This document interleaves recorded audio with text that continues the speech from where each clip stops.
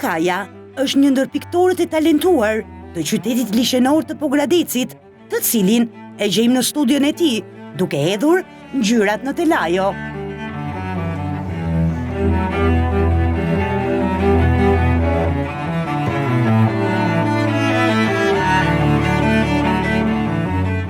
Nëse në Korçë gjejmë këngëtar serenatist që i këndojnë aq bukur serenatat, në Pogradec do të njohim piktor, të cilët pikturojnë me aq mjeshtëri peizazhe të mrekullueshme që fal ky qytet i magjishëm.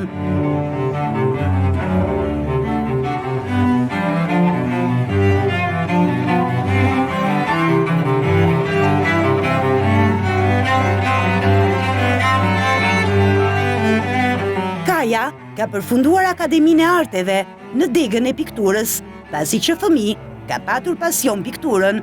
Pas një periudhe prej 8 vitesh, ku stopoi artin e pikturës, duket se frymëzimi u rikthye përsëri dhe nuk e la, por e vazhdon këtë pasion që vetëm artistët arrin ta kuptojnë.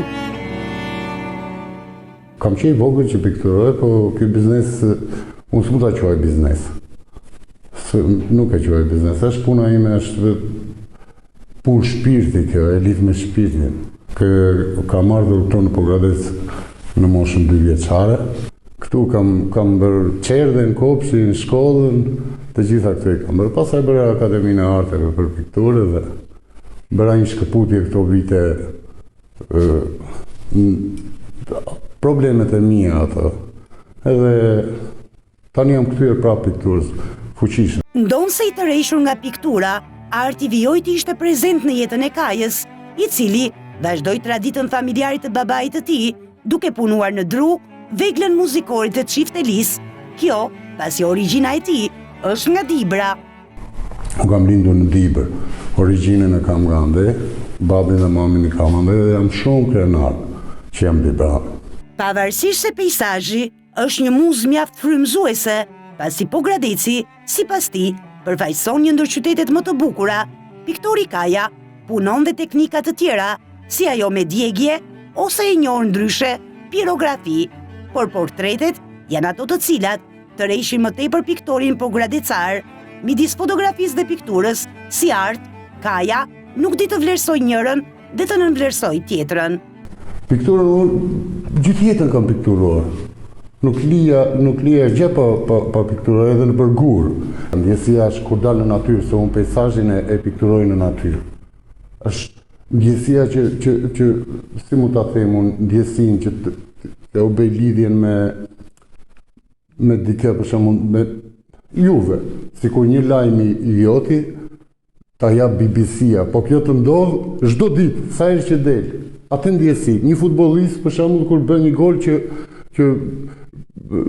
çon kombëtare në Europian ose në botëror, atë ndjesi tjetër, ndjesi shumë të bukur, e papërshkrueshme për mua, është kënaqësi e papar, kur del në natyrë, edhe të kemi edhe model, por na mungojnë modelet, është shumë problem.